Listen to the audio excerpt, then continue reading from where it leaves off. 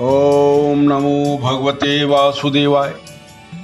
हल षष्ठी व्रत की कथा। एक समय राजा युधिष्ठिर ने भगवान श्री कृष्ण से कहा, आपने संसार के हित के लिए अवतार धारण किया। इस समय सुभद्रा और द्रौपदी अपने पुत्रों के मरने के शोक में मग्न है तथा अभिमन्यु की स्त्री उत्तरा का गर्भ भी अश्वत्थामा के ब्रह्मास्त्र से खंडित हो गया। माता पिता को संतान के बिना अत्यंत दुख होता है। अतः प्रभु, आप कोई ऐसा उपाय बताए जिससे माता पिता संतान शोक से दुखी न हो और उत्तम दीर्घायु और स्वस्थ संतान उत्पन्न हो। यह सुनकर भगवान बोले, हे राजन, मैं तुमको एक व्रत बतलाता हूँ जिसको नियम पूर्वक करने से खंडित गर्भ भी जीवित हो जाता है तथा कभी संतान दुखी नहीं होती है। प्राचीन काल में सुभद्रा नाम का एक प्रसिद्ध राजा था। उसकी रानी का नाम सुवर्णा था और उनका एक हस्ती नाम का प्रतापी पुत्र था जिसने अपने नाम से हस्तिनापुरी बसाई। राजपुत्र एक दिन धाय के साथ गंगा जी में स्नान करने के लिए गया और गंगा जी में जल क्रीड़ा करने लगा। इतने में ही एक ग्राहु से जल में खींच कर ले गया। यह सुनकर रानी सुवर्णा बहुत दुखी हुई और क्रोध में उसने धाय के पुत्र को भभकती हुई अग्नि में डाल दिया। तदनंतर राजा रानी अपने अपने प्राण त्यागने को तैयार हो गए।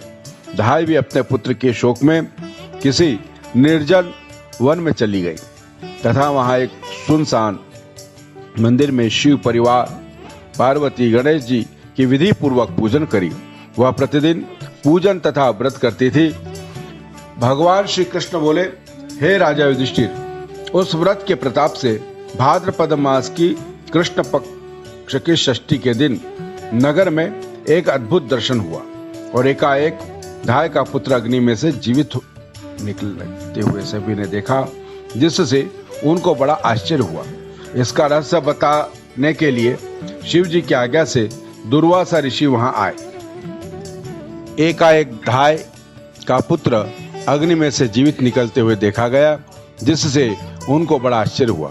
इसका रहस्य बताने के लिए शिव जी की आज्ञा से दुर्वासा ऋषि वहां आए। राजा ने दुर्वासा को आया देखकर उनकी अगवानी कर अर्घ आदि से उनका पूजन किया तथा बारंबार नमस्कार करके ब्राह्मण के पुत्र के जीवित निकलने का कारण पूछा। तब दुर्वासा ऋषि ने कहा कि हे राजन, उस ब्राह्मणी ने वन में जाकर शिव पार्वती स्वामी कार्तिकी एवं गणेश जी का ध्यान पूजन स्मरण आदि बड़ी श्रद्धा भक्ति से किया था तथा नियम पूर्वक व्रत किया।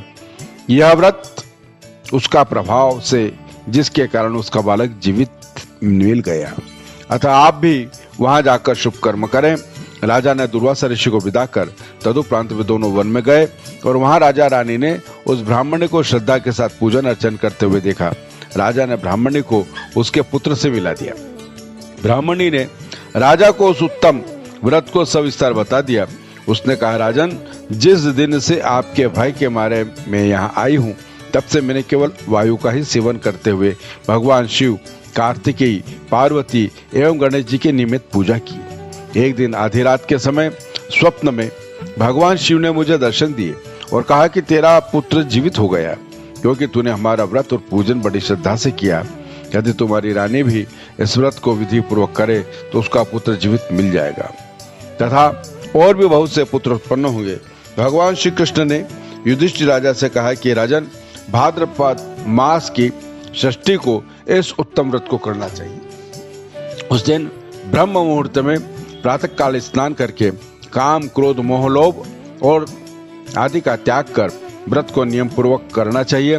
जब ये व्रत करे तब किसी भी जीव की हिंसा न करे। व्रत संपूर्ण करने के लिए चींटी आदि का मार्ग भी उल्लंघन न करे तथा दोपहर के समय में अपने मित्र सहित पलाश तथा कुश के नीचे शिव, पार्वती, स्वामी कार्तिकेय तथा गणेश जी की मूर्ति स्थापित करके धूप, दीप, पुष्प, नैवेद्य आदि से भक्तिभाव से पूजन करे। प्रार्थना करे, हे सौम्य मूर्ति, पंचमुख, शूलधारी, नंदी, श्रृंगी, महाकाय आदि गणों से युक्त आप भगवान शिव को मैं साष्टांग प्रणाम करता हूँ। माता पार्वती जी को नमस्कार करता हूँ। फिर विघ्न विनाशक गणेश जी की वंदना करता हूँ। हे मूषक वाहन लंबोदर, आपको साष्टांग प्रणाम है।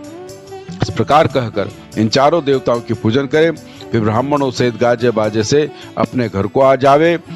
उस दिन वो समा के चावल का भोजन करे और दही, दूध, घी तथा मठा विशेष रूप से सेवन करे। दुर्वासा ऋषि बोले, हे राजन, जो स्त्री पुरुष इस व्रत को करते हैं वह पुत्र पोते से संपन्न होकर सुखी रहते हैं। दुर्वासा से यह कथा सुनकर राजा और रानी ने विधिपूर्वक व्रत किया। उसके प्रभाव से वह राजा का पुत्र शीघ्र ही ग्राहक के गले से निकलकर बोलने लगा। यह चमत्कार देखकर राजा रानी ने दुर्वासा जी के चरणों में नमस्कार किया तथा व्रत के प्रभाव से राजा के और भी कई पुत्र तथा राज्य में संकट का प्रभाव जैसे अनावृष्टि, महामारी, दुर्भिक्ष आदि के उपद्रव सदैव के लिए दूर हो गए और राजा अनेक वर्षों तक निर्विघ्न रूप से राज्य करते रहे। श्री कृष्ण भगवान बोले, हे युधिष्ठिर, यदि उत्तरा भी यह व्रत करे तो उसके भी सब संकट दूर हो जाएंगे। भगवान श्री कृष्ण के ऐसे वचन सुनकर राजा युधिष्ठिर कृतकृत्य हो गए। इस प्रसंग को भगवान श्री कृष्ण ने युधिष्ठिर से कहा तथा दुर्वासा जी ने राजा से कहा, हे राजन, इस व्रत को करने के उपरांत फिर उसका शास्त्रोक्त विधि से उद्यापन करें।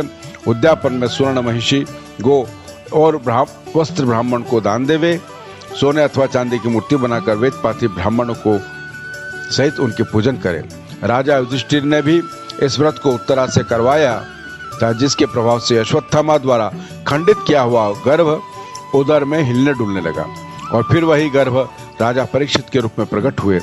जो कोई मनुष्य इस उत्तम व्रत को करता है उसके सब कार्य सिद्ध हो जाते हैं, पुत्र पौत्रों की प्राप्ति होती है तथा सूर्यलोक में उनकी पूजा होती है। सच्चिदानंद भगवान की जय। श्री कृष्णचंद्र भगवान की जय। महाकाल महाराज की जय। नमः पार्वती पति हर